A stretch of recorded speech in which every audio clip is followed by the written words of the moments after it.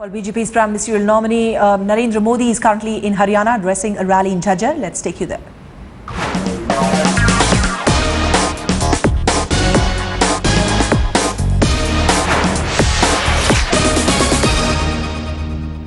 गत 30 साल से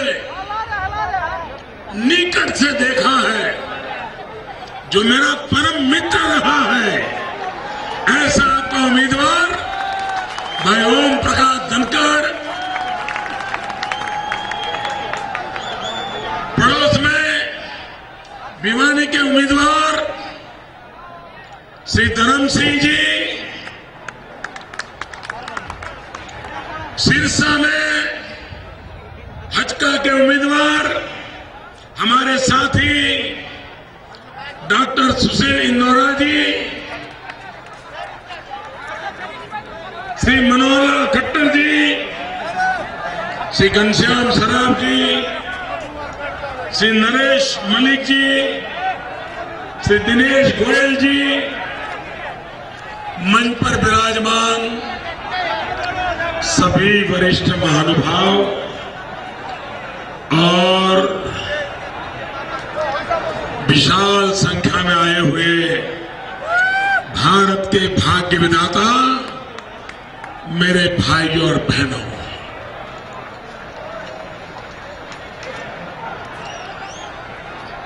मुझे आने में विलंब हुआ, इसके लिए मैं आपकी क्षमा मांगता हूं। पहले यहां शाम 4 बजे सभा होनी थी, लेकिन मेरी असुविधा के कारण अचानक 24 घंटे पहले मुझे समय बदलना पड़ा। मेरी हिम्मत नहीं थी कि मैं ये कहूं कि समय बदल दो, लेकिन मैं हैरान था। हरियाणा के लोगों ने कहा, मोदी जी आप चिंता मत करो, आपको मर्जी पड़े उस समय आ जाओ, हरियाणा तैयार बैठा है।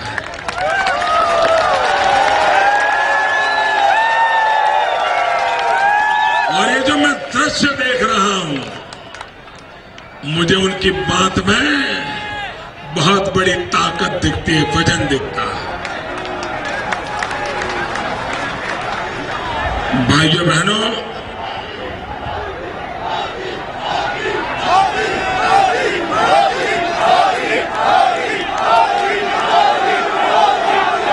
मेरे रोहतक के भाइयों बहनों, मेरे नौजवानों, एक कांग्रेस पार्टी के नेता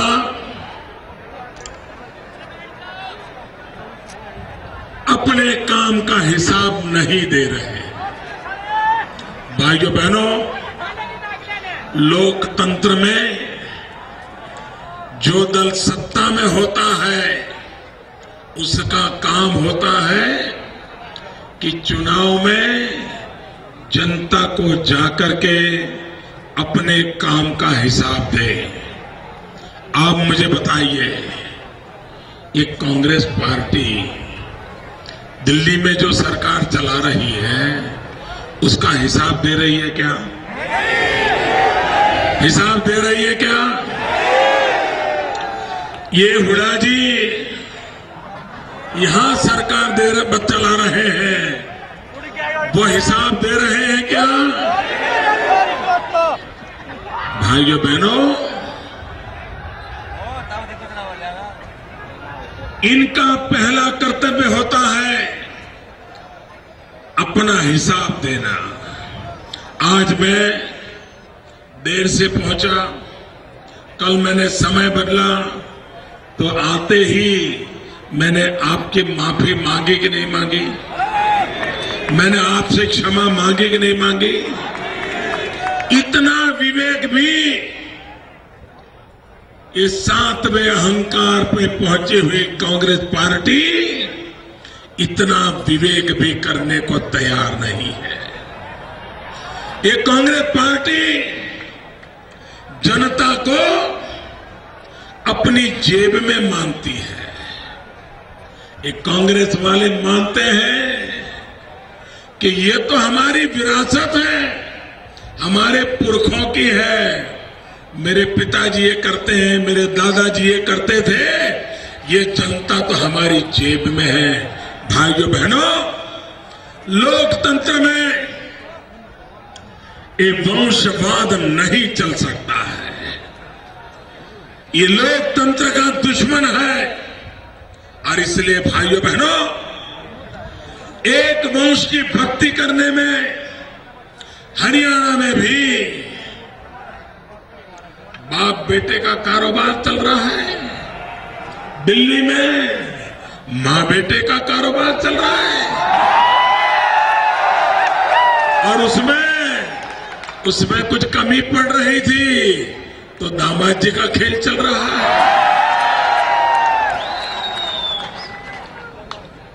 ये कांग्रेस के शहजादे आए थे कि शहजादे कह रहे हैं कि हरियाणा में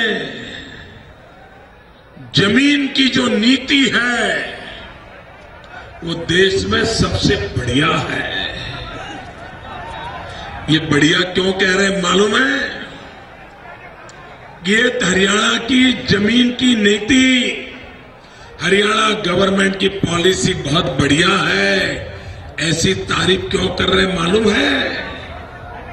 क्योंकि हरियाणा सरकार की जमीन की नीति इतनी बढ़िया है, इतनी बढ़िया है कि जिसके जेब में 1 रुपया नहीं है वो 3 महीने में 50 करोड़ कमा लेता है। 50 करोड़ कमा लिए। किसने कमाए? शहजादे जी जरा जवाब दो। ये बाजीगर कौन है? ये किमियागर कौन है? ये कौन सी नीतियां हैं हरियाणा सरकार की जिसने आपके जीजाजी को जिसके जेब में 1 रुपया नहीं था 3 महीने में 50 करोड़ रुपया कमा के दे दिए। यही तो आपकी नीतियां हैं। आप पहले सरकार की तरफ से आर्टिकल 4 में एक सूचना जारी करते हो, किसानों को भयभीत करते हो कि ये जमीन सरकार ले लेने वाली है। किसान घबरा जाता है, उसको लगता है एक कोड़ी के दाम जमीन चली जाएगी, इसलिए बेचारा दलालों के शरण जाता है और दलालों के शरण जाकर के अपनी सोने जैसी जमीन कोड़ी के दाम देकर के बचने की कोशिश करता है। और ये आपके हरियाणा सरकार के दलाल, ये कांग्रेस सरकार के दलाल और शहजादे जी, आपके जीजाजी जैसे लोगों के कर्तव्यों के कारण एक किसानों की जमीन कोड़ी के दाम चली जाती है और बाद में कागज पे जमीन लेना बेचना चलता है और रातों रात आपके दलाल अरबों खरबों रुपयों के मालिक हो जाते हैं। क्या भाइयों बहनों, क्या आप चाहते हैं किसानों को मरने देना? मुझे जरा जवाब दें, क्या आप किसानों को मरने देना चाहते हैं? आप किसानों को तबाह होने देना चाहते हैं? ये किसानों की लूट होने देना चाहते हो? And the BJP's Prime Ministerial candidate Narendra Modi has launched a frontal attack on the Congress and the Haryana Chief Minister Bhupinder Singh Hooda. Let's listen in. सरकार को इसके लिए कोई रास्ता नहीं सूझ रहा है। क्या मेरे भाइयों बहनों, आप आप देश के अर्थतंत्र को तबाह होने देना चाहते हो? आप देश के नौजवानों को तबाह होने देना चाहते हो? आप देश के किसानों को बर्बाद होने देना चाहते हो? देश की जवानी बर्बाद हो, देश का अर्थतंत्र बर्बाद हो, देश का किसान बर्बाद हो, तो इस देश में कुछ नहीं बचेगा। भाइयों बहनों, पूरे देश में एक परिवर्तन की हवा चल पड़ी है। अब कांग्रेस पार्टी का बचना मुश्किल है। मेरे शब्द लिख करके रखिए मेरे हरियाणा के भाइयों बहनों, हिंदुस्तान में कई राज्य ऐसे होंगे जिसमें इस बार कांग्रेस पार्टी का खाता नहीं खुलने वाला है, और उसमें एक राज्य का नाम है हरियाणा। बहुत लूटा लोगों को, अब ये हरियाणा लूटने नहीं देगा, ये हरियाणा का मिजाज कह रहा है। हिंदुस्तान के कई राज्य होंगे जहां पर कांग्रेस पार्टी का खाता खुलने वाला नहीं है। भाइयों बहनों, ये पहला चुनाव ऐसा होगा, ये पहला चुनाव ऐसा होगा आजादी के बाद कि जहां पर कई राज्य ऐसे होंगे जहां पर कांग्रेस 2 आंकड़े तक भी पहुंच पाने वाला नहीं है।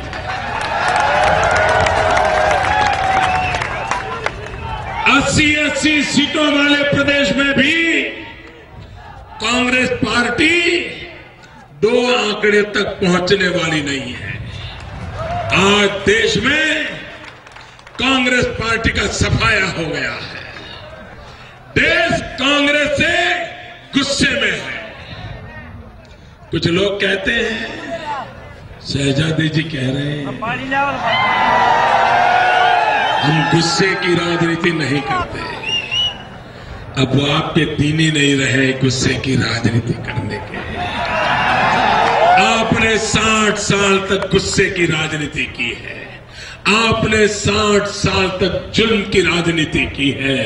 आपने 60 साल तक सीबीआई जैसी संस्थाओं का दुरुपयोग करके अपने विरोधियों को उनकी जीवन तबाह करने की राजनीति की है।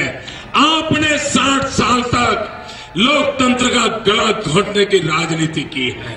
देश आपको भली भांति जानता है, और इसलिए इस बार आपकी गुस्से की राजनीति के दिन पूरे हो चुके हैं। ये चुनाव जनता के गुस्से की राजनीति का चुनाव है। इस बार कोई दल गुस्सा नहीं कर पाएगा। इस बार देश का गुस्सा इतना आगे है कि किसी का गुस्सा चलने वाला नहीं है। और आप विवेक और मर्यादा की भाषा सिखाते हो दुनिया को। अरे शाहजादे जी जब देश के प्रधानमंत्री अमेरिका में बैठे थे और आपने प्रधानमंत्री पद की गरिमा को अपमानित किया, आपने लोकतंत्र में चुनी हुई सरकार को अपमानित किया, आपने कैबिनेट को अपमानित किया, सिर्फ व्यक्तिगत प्रतिष्ठा बढ़ाने के लिए पत्रकारों के सामने कैबिनेट के निर्णय को ठुकरा दिया, कागज के चीरे कर दिए और उठ करके ऐसे गए जैसे आप जितना हो सके उतना अपमान कर रहे थे। देश के प्रधानमंत्री विदेश में बैठे थे, आपकी पार्टी के प्रधानमंत्री, और आप इस पद की गरिमा नहीं रख पाते। और आज देश को विवेक, मर्यादा, नम्रता उसके पाठ पढ़ा रहे हो। भाइयों बहनों, ये शाहजादे की भाषा और उनके व्यवहार में आसमान जमीन का अंतर है। ऐसे लोगों पे भरोसा नहीं कर सकते भाई, ऐसे लोगों पे भरोसा नहीं कर सकते। भाइयों बहनों, ये चुनाव ये शाहजादी जी का अहंकार है एक तरफ, भाइयों बहनों, उनके पिताजी प्रधानमंत्री थे। मेरे पिताजी चाय बेचते थे। वे सोने का चम्मच लेकर के बड़े हुए हैं। मैं रेलवे प्लेटफॉर्म पर चाय बेचते बेचते बड़ा हुआ। भाई बहनों, वो नामदार है, मैं एक कामदार हूं। भाइयों बहनों, शासकों को 60 साल दिए हैं। एक सेवक को 60 महीने दीजिए मेरे भाइयों बहनों, 60। और आज दिल्ली को मजबूत सरकार की जरूरत है। दिल्ली को मजबूत सरकार की जरूरत है ताकि दुनिया की कोई ताकत हमें आंख दिखा न सके। हम किसी को आंख दिखाना नहीं चाहते, लेकिन दुनिया हमें आंख मिलाने के लिए मजबूर हो, इतनी ताकत इस देश में चाहिए। और इसलिए भाइयों बहनों, मैं आज आपसे अनुरोध करने आया हूं। हरियाणा, पूरा हरियाणा एक प्रकार से मेरा अपना घर है। नरेंद्र मोदी आगे बढ़ो, हम तुम्हारे साथ। मैंने सालों तक हरियाणा का नमक खाया। हरियाणा के लोगों ने मुझे पाला पोषा है, मुझे बड़ा किया है। भाइयों बहनों, आपका मुझ पर सबसे ज्यादा अधिकार है।